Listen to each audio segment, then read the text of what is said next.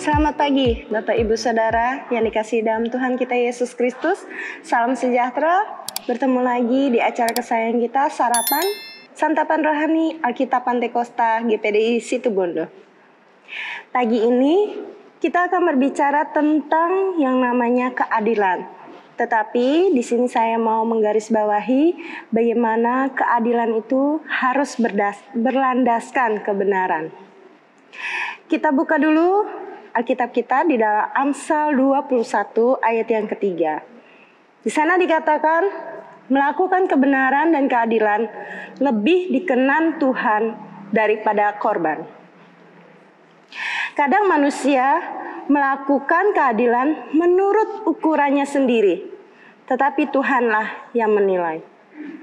Dalam hal ini, sudah adilkah kita dalam memutuskan setiap pilihan-pilihan, mulai dari bertindak, berkata-kata, ataupun dalam setiap pemikiran kita? Apakah landasan keputusan yang kita ambil itu berdasarkan kebenaran? Orang yang berlandaskan kebenaran sesungguhnya akan menghasilkan keputusan yang adil. Kita lihat dulu bagaimana arti daripada keadilan itu.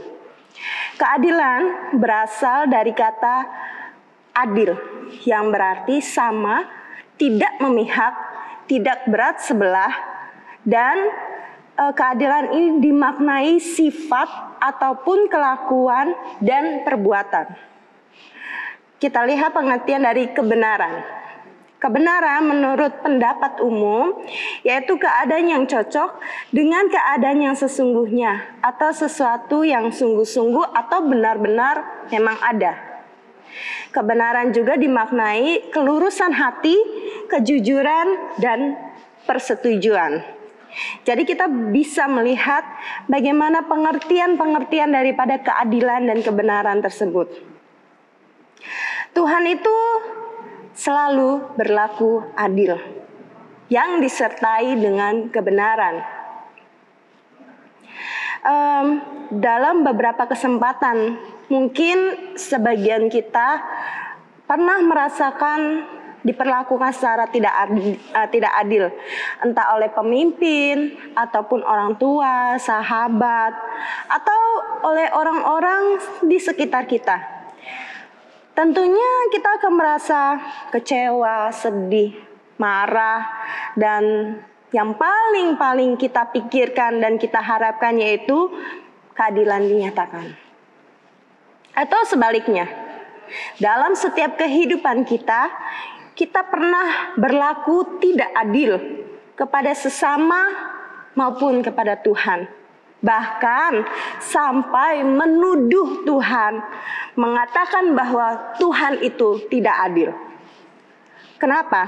Karena sebenarnya kehidupan kita ini menurut kita sudah melakukan firman Tuhan, sudah seturut dengan firman Tuhan, tetapi ada saja hal-hal buruk yang terus menimpa, yang terus ada di dalam kehidupan kita. Tetapi di sini kita mau belajar bagaimana pribadi daripada Tuhan kita, yaitu Yesus Kristus. Dia adalah pribadi yang adil. Justru disinilah Yesus Kristus, Tuhan kita, menyatakan keadilannya yang berlandaskan kebenaran. Allah itu adil dan benar. Allah akan selalu berlaku adil sesuai dengan prinsip-prinsip kebenaran.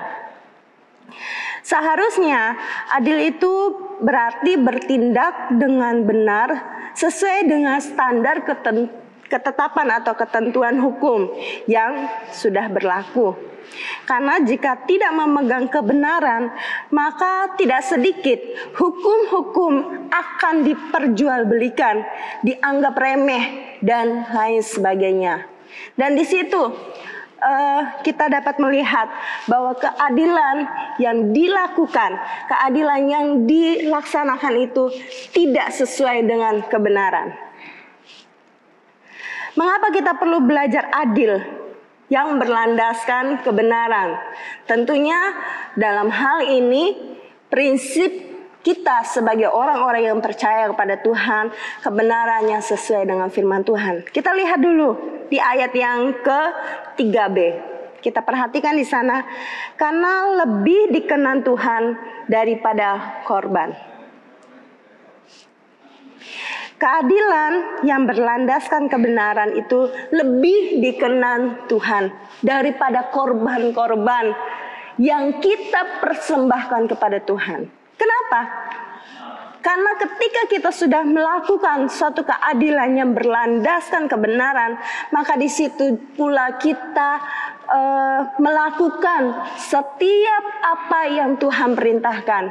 Kita melakukan bukan hanya untuk ingin kepentingan diri sendiri dan karena kepentingan tertentu, tidak.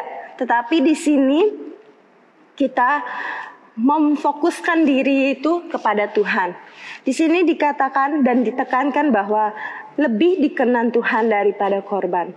Melakukan kebenaran dan keadilan lebih dikenan Tuhan daripada korban-korban.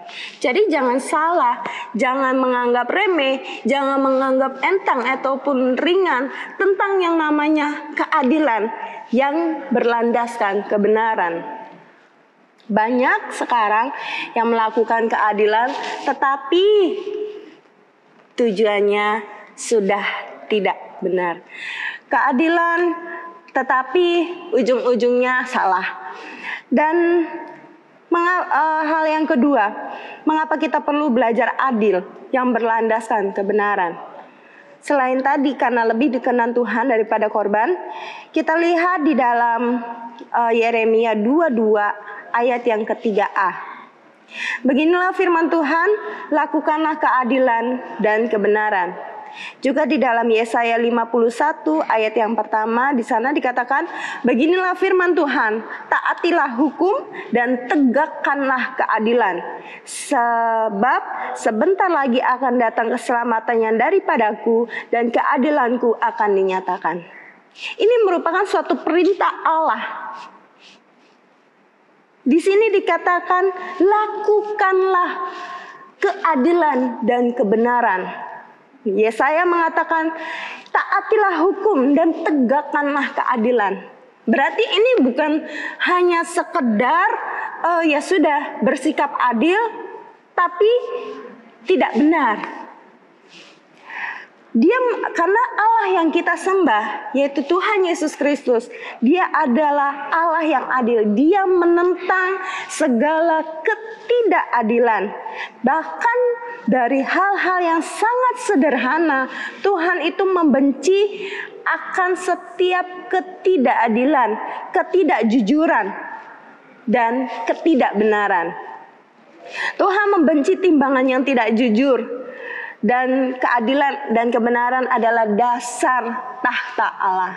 Oleh sebab itu, Bapak Ibu Saudara, kita mau belajar sama-sama untuk bagaimana bersikap atau berlaku adil yang disertai dengan kebenaran. Berlaku adil belum tentu benar.